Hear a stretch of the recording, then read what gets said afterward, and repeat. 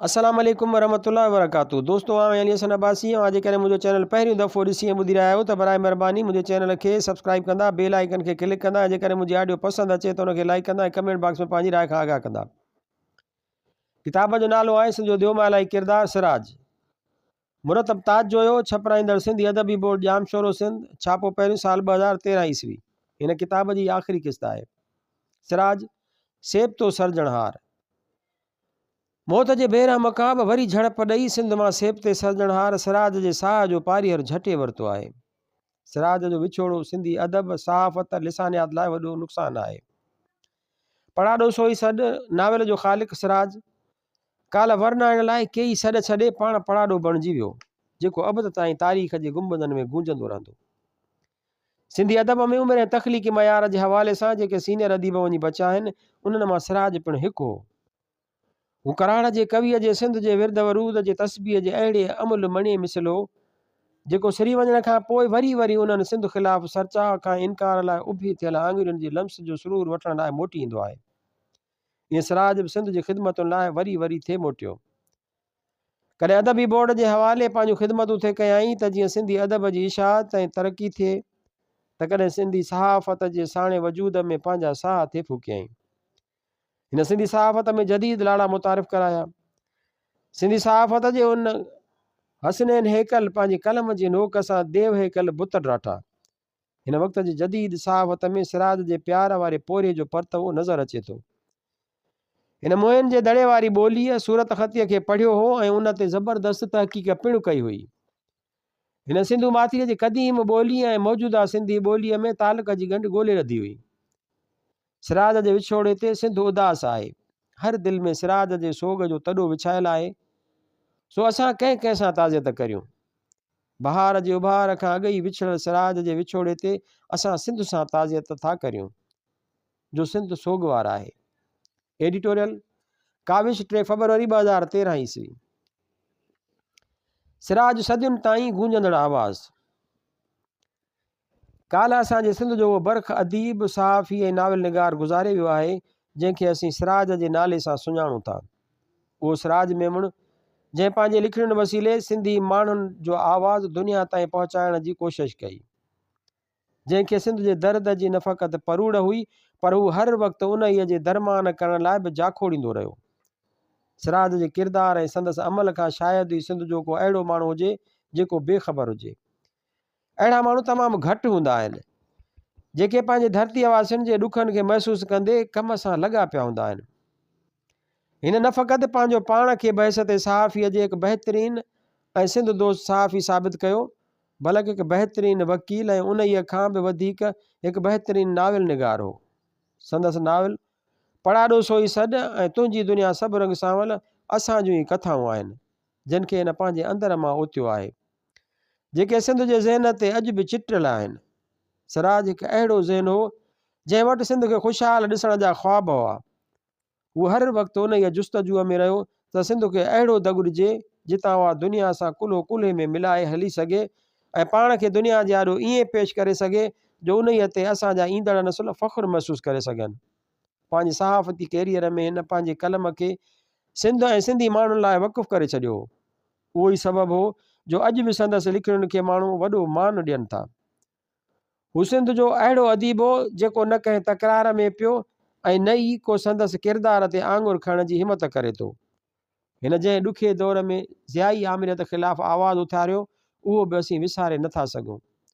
सिराज जा असांजी सिंध ते एतिरा त थोरा आहिनि जो उन्हनि खे कंहिं बि रीति विसारे नथो सघिजे। पंहिंजे सीने में सिंध जो सूर सांडींदड़ सिराज असांजे सिंध जो उहो रोशन ख़याल किरदार आहे जंहिं वटि ख़यालनि जा अहिड़ा त अमुल माणिक हुआ जेके हिन समूरी सिंध खे आछा हुआ। हिन पंहिंजे हयातीअ में जेको किरदारु निभायो उहो तमामु शानदार आहे। खणी जो हाणे उहो दुनिया में न रहियो आहे, पर हू हिकु अहिड़ो सघारो आवाज़ हो जेको सदियुनि ताईं सिंध में गूंजंदो रहियो। रोज़ानी सिंध एक्सप्रेस 3 फरवरी 2013 ईस्वी। लेजेंड सिराज उल हक़ मेमुण खे सुर्ख़ सलाम। ज़िंदगी त हर माण्हूअ खे मिले थी, पर ज़िंदगीअ खे मल्हाए ॾेखारींदड़ कंहिं कंहिं जे ई वस जी ॻाल्हि हूंदी आहे। सिराज मेमुण बि उन्हनि शख़्सियतुनि मां हिकु आहे जिन पंहिंजी ज़िंदगीअ खे मल्हाए ॾेखारियो ऐं सिंधी अदब लिसानियात ऐं सहाफ़त जी तारीख़ जो हिकु रोशन बाब बणिजी वियो आहे।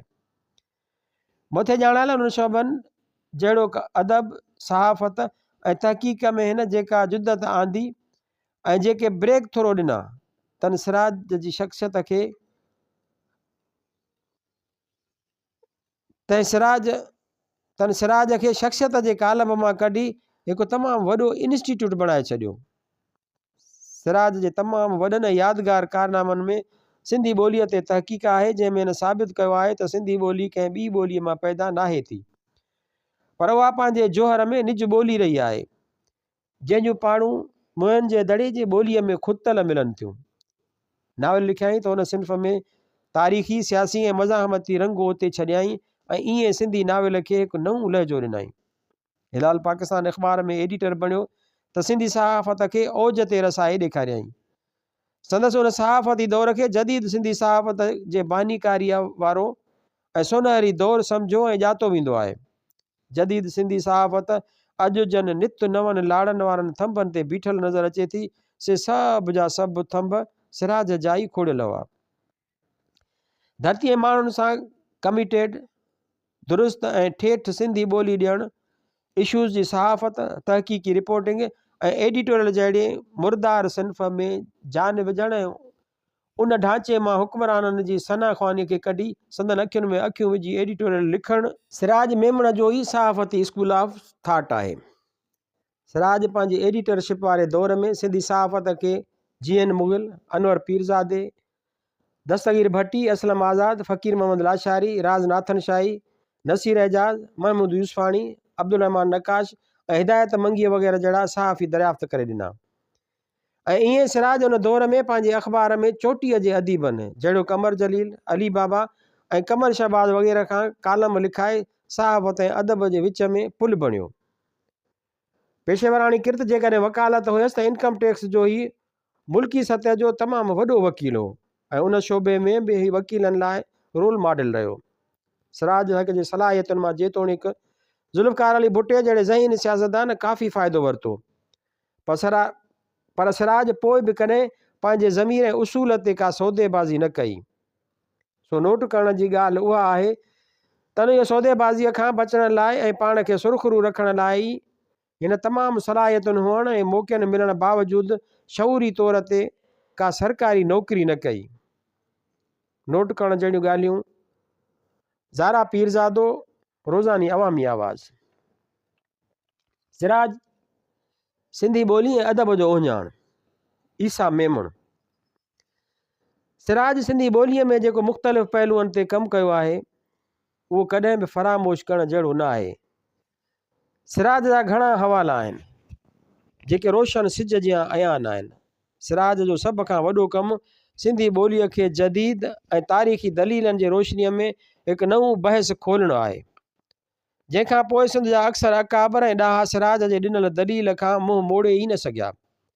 ॿियो संदसि वॾो कमु नाविल पढ़ाॾो सोई सॾु, मरण मूसिया ऐं प्यासी धरती रमंदा बादल आहिनि, जेके सिंध जे नौजवाननि में क़ौमी सोच पैदा करण लाइ बुनियादी किताबनि जी हैसियत रखनि था। सिंध में जिते साईं GM सैद जो फ़िक्र पोरियो ऐं शेख अयाज़ जी इनक़लाबी शाइरी पंहिंजो तारीख़ी किरदारु अदा कयो आहे, उते सिराज जा मथियां नाविल पिणु अहम जॻह वालारीनि था। टियों सिराज जो वॾो ऐं अहम कमु आहे सहाफ़त जी दुनिया में नवां लाड़ा मुतारिफ़ कराइणु।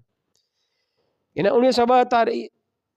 1972 ईस्वीअ खां 1977 ईस्वीअ जे कलील अरसे में हिलाल पाकिस्तान अख़बार जे एडिटर जी हैसियत में जेके रंडा रुड़िया आहिनि उहे क़ाबिल फ़ख़्र, क़ाबिल दाद ऐं क़ाबिल रश्क आहिनि।